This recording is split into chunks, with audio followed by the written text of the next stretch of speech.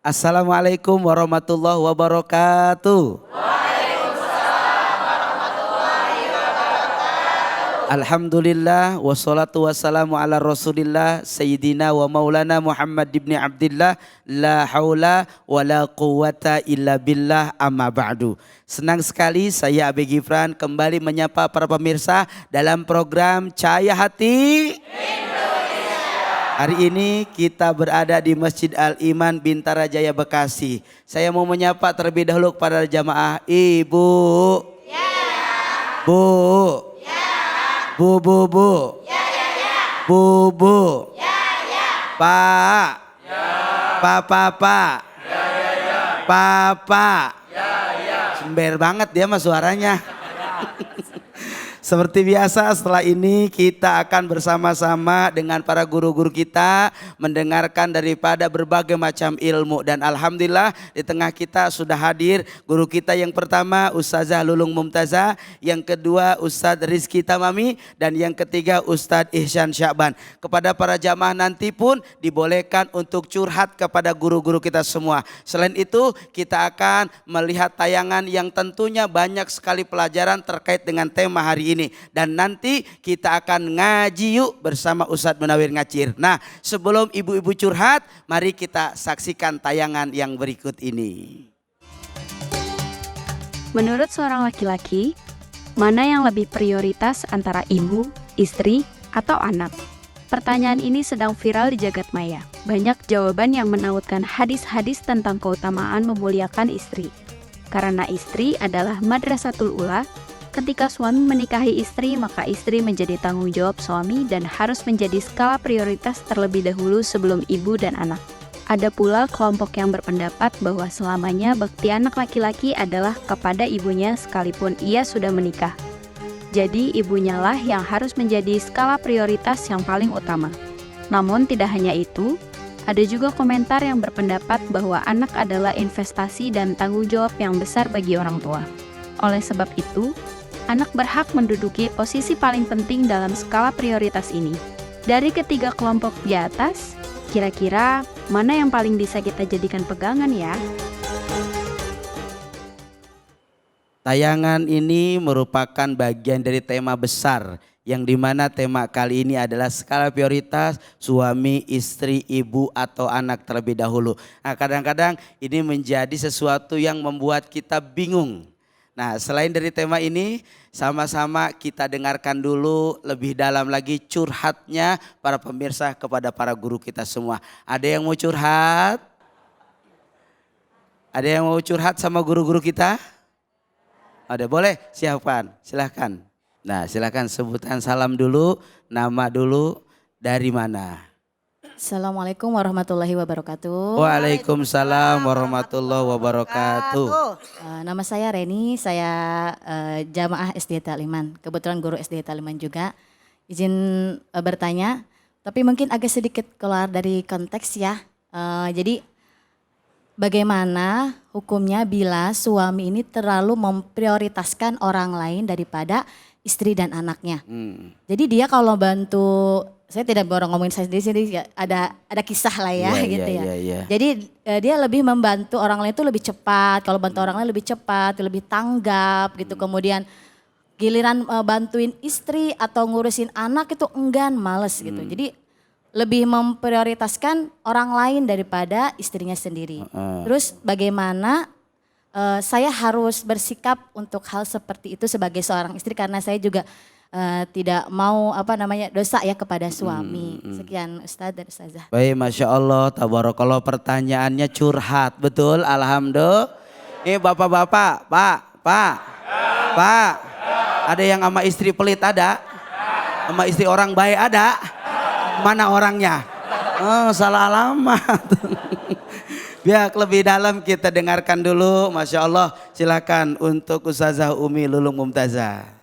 Terima kasih, jazakumullah. Ini kayaknya pertanyaannya dalam banget. Dalam ini, Mi. Iya, Langsung dijawab nih ya. Jawab Mi. Jadi assalamualaikum warahmatullahi wabarakatuh. Waalaikumsalam warahmatullahi wabarakatuh. Alhamdulillah sama Mbak Du. Jadi kalau kita ngomongin bagaimana kalau ada suami memperhatikannya selalu orang lain daripada istri atau anaknya.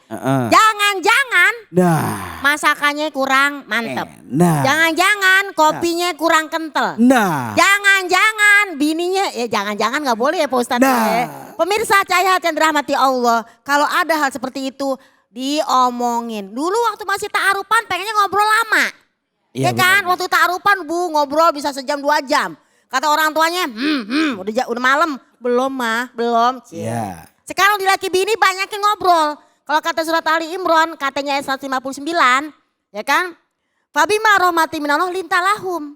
Bersikap lembut kepada pasangan. Walaupun tafazan golizul kolbi, kalau kamu cuman kasar, keras hati, curigation, kayaknya, ntar miskinnya.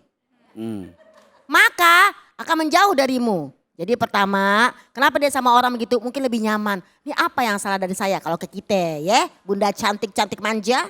Iya. Yang kedua kita ngobrolin. Karena yang namanya pernikahan itu Pak Ustadz mohon izin ya. 20% pernikahan, 80% ngobrol. Ya. Ya enggak? Ngobrol mulu ya. Wasawirhum fil amri. Maka musyawarah dalam suatu perkara. Gimana sih Bang? Masa sama orang ngasih duitnya lancar, masa sama anak bini kagak? Pelit banget. Bagaimana ini pelit banget sih Bang? Jangan kayak gitu dong. Terus kata lakinya gini, 8 ente udah saya transferin 5M. Apa jadi kagak cukup? Karena cukup itu relatif. Mungkin menurut kita nggak cukup, tapi menurut suami cukup. Jadi yang penting obrolin dan musyawarahin dan tegaskan. Kira-kira sih begitu Pak Ustadz. Masya Izin. Allah. Kalau nggak ngobrol ntar jadi ganjalan hati. Jadi sakit. Iya. Ya, seperti itu. Jadi kudu ngobrol. Kudu Masya Allah, ngobrolin. luar biasa Umi, Ya, Masya Allah. kadang suka pada males ngobrol. Enggak, paling ngobrol ntar begitu-gitu juga. Bagaimana? Ada yang kayak gitu Pak Ustadz? Percuma deh, percuma. Ya, kalau percuma jangan curhat. Masya Allah. Ini dari versi Ustazah, Masya Allah. Ustazahnya curhat juga ya. Baik. Selanjutnya lebih dalam lagi terkait tentang prioritas suami nih. Kita serahkan kepada Ustadz Rizky Tamami. Silakan Ustadz Rizky Tamami. Bismillahirrahmanirrahim. Assalamualaikum warahmatullahi wabarakatuh. Waalaikumsalam warahmatullahi wabarakatuh. Saya nerusin aja dari Ustazah Lulung. Memang ketika kita menjadi seorang suami, seenak-enaknya suami sebenarnya punya istri. Ketika kita belum nikah, kadang-kadang maaf saya kan ini kan mantan anak muda. Mantan perjaka begitu kira-kira, sekarang udah kagak perjaka atau. Itu kan pengennya ketika kita perjaka kalau lagi pusing, lagi puyeng, pengen minta solusi biasanya kan kita curhat kemana? Benar. Alhamdulillah kita nikah kita punya istri jadi punya teman ngobrol. Cuman kadang-kadang orang ketika ngobrol kan ada cocoknya ada kagaknya. Iya. Betul betul. Betul. Yang cocok kita lanjut obrolin, yang kagak cocok kira-kira kita kudu benahin. Jadi kalau ada suami pengennya ngopinya di luar mulu itu kira-kira bagaimana urusan? Apa gulanya kurang banyak? Apa kopinya kurang kental? Apa ngaduknya ke sebelah kanan dulu baru ke kiri kan begitu kira-kira. Memang komunikasi yang diajarkan oleh baginda Rasul Shallallahu Alaihi Wasallam itu seorang laki-laki memang tugasnya adalah pendengar. Yang banyak ngomong siapa? Wadonnya. Biarin dia mau ngomong apa aja udah. Iya, tuh.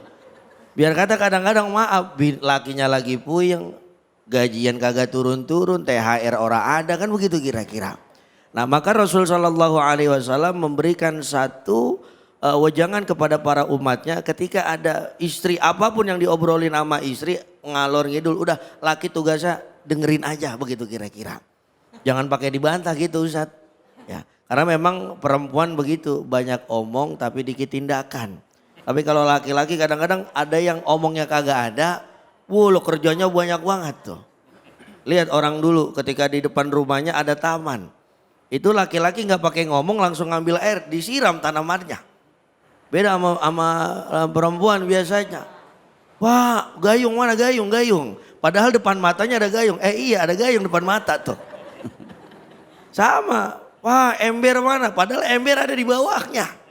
Pakai ngomong dulu ember mah, tapi kalau laki-laki, kalau bahasa orang ujung Menteng, Apa bahasa itu? orang Cakungnya, talk less do more. Iya coba Nato, itu. nato. Iya. No action, talk only. Nah itu dia.